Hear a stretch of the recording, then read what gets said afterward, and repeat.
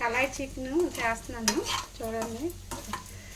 అందుకు ముందు కొంచెం కడిగేసి మనం కడిగిన తర్వాత ఉప్పు పసుపు కారం నూనె వేసేసి కలిపేసి పెట్టేయాలి. వాటర్ అయ్యేది వేయకుండా చికెన్ నుంచి వాటర్ వస్తుంది. ఆ వాటర్ అంతా ఈ ముక్కలకి ఇంకిపోద్ది. ఇంకిపోయాక పొడి పొడిలు ఆడిపోయాక మనం ఒక్క చుక్క నూనె, ఎక్కువ నూనె వేసుకోకుండా ఇవ్వండి చూడండి, నూనె లేకుండా ఒక్క చుక్క వేసుకొని మనం దీంట్లోని వేపేసుకోవడమే. కొంచెం అల్లం వెల్లుల్లి పేస్ట్ వేసి నూనెలోని వేసేసి వేపాక ఇది వేసేయాలి.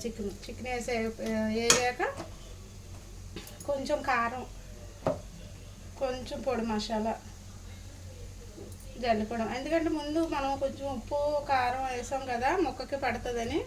అందుకని చూసుకొని మీకు కావాల్సినంత మీరు ఎంత తింటారో అంత వేసుకొని చేసుకుంటే ఇది ఎక్కువ నూనె లాగదు, మనం డీప్ ఫ్రై అవ్వనట్టు ఉండదు.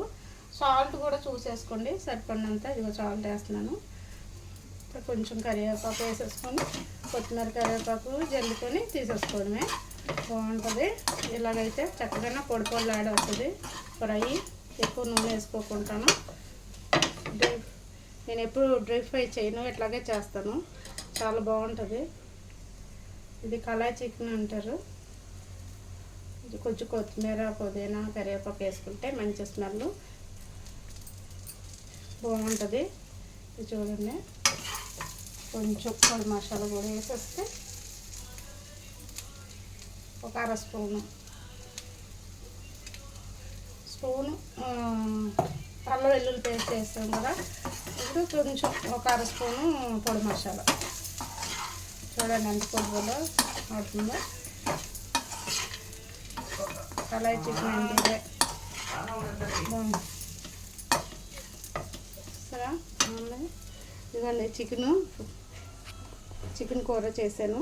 దీంట్లోని అల్లం వెల్లుల్లి పేస్టు, కొంచెం నువ్వులు, కొంచెం గసాలు గ్రేవీ గురించి వేసాను.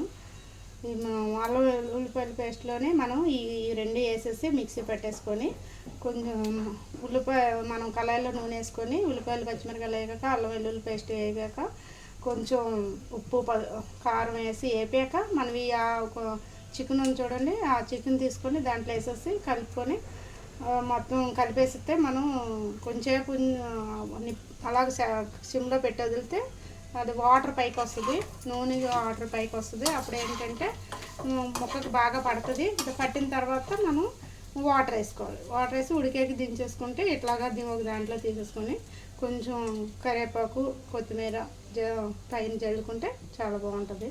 మసాలా కూడా వేసేసి పొడి మసాలా వేయాలి. పొడి మసాలా కూడా వేసుకొని జల్లేసిన తర్వాత తీసి ఒక బౌల్లో తీసేసుకుంటే చాలా బాగుంటుంది. ఇది టమాటా చారు పెట్టాను చూడండి. దీంట్లో కాంబినేషన్ గురించి బాగుంటుంది చాలా. రైస్లోకి ఇలా చేస్తే బాగుంటుంది. ఎప్పుడైనా ఈ ఫ్రైలోకి టమాటా రసం మనం చేసుకుంటే కళాయి చికెన్లోకి చాలా బాగుంటుంది. చికెన్కి గ్రేవీ కూడా ఉంది కానీ ఈ మూడు కాంబినేషన్ చాలా బాగుంటుంది. ఇట్లా చేయాలి.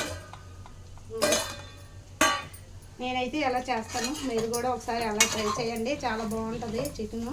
పిల్లలకి మనకు నూనె ఎక్కువ తినట్లేదు కదా, కొంచెం నూనె వేసుకుంటే చాలు. ఒక 2 స్పూన్ల నూనె అయినా చాలు, బాగా వేగిపోద్ది.